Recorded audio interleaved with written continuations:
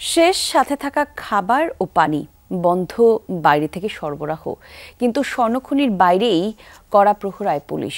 বের হলেই পড়তে হবে হাতকড়া, যেতে হবে কারাগারে। তাই দক্ষিণ আফ্রিকার পরিত্যক্ত খনিতে দিনের পর দিন কাটাচ্ছেন ৪,০০০-এর বেশি অবৈধ শ্রমিক।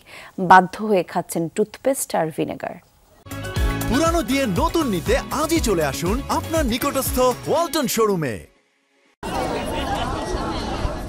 দক্ষিণ আফ্রিকার উত্তর পশ্চিমাঞ্চলে পরিত্যক্ত খনিটির অবস্থান। ভূমি থেকে ২ কিলোমিটার গভীরে স্বর্ণের খোঁজে প্রবেশ করে ৪,০০০-এরও বেশি অনিবন্ধিত শ্রমিক, যাদের বেশিরভাগই অবৈধ অভিবাসী। বেআইনিভাবে স্বর্ণ উত্তোলন করতে গেলে খবর পেয়ে যায় পুলিশ, ঘিরে ধরে খনিমুখ। তবে আটকে পড়াদের কাছে ভারী অস্ত্র থাকতে পারে এমন শঙ্কায় ভেতরে প্রবেশ করতে চায়নি পুলিশ। এবার তৈরি হয় আরেক গোলযোগ। গ্রেফতারের ভয়ে খনি থেকে বের হতে চায়নি শ্রমিকরা। আটকে পড়াদের বিরুদ্ধে কঠোর অবস্থানে যাওয়ার সিদ্ধান্ত নেয় দক্ষিণ আফ্রিকা প্রশাসন। বন্ধ করে দেয়া হয় খাদ্য পানি সরবরাহ। মজুদ খাবার শেষ হয়ে যাওয়ায় জীবন বাঁচাতে ভিনেগার আর টুথপেস্ট খাচ্ছে খনি শ্রমিকরা। ধারণা করা হচ্ছে খাদ্যাভাবে দুর্বল হয়ে পড়ায় খনি থেকে বের হওয়ার মতো শারীরিক সক্ষমতাও হারিয়েছে অনেকেই। এমন অবস্থায় ক্ষোভ প্রকাশ করেছে শ্রমিকদের স্বজনেরা।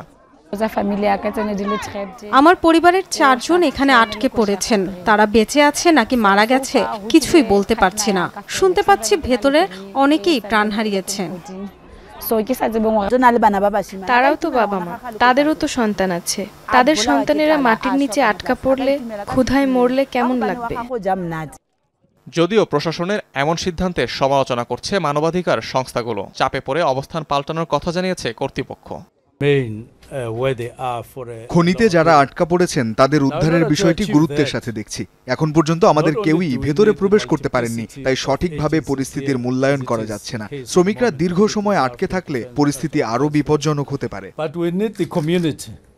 পরিত্যক্ত খনি থেকে জীবনের ঝুঁকি নিয়ে স্বর্ণ কিংবা হীরা উত্তোলনের অবৈধ প্রচেষ্টা দক্ষিণ আফ্রিকায় প্রায় নিয়মিত ঘটনা। এক সপ্তাহ ধরে অনিবন্ধিত খনি শ্রমিকদের বিরুদ্ধে বড়সড় অভিযান চলছে দেশটির পুলিশের। অনিক রহমান, যমুনা নিউজ।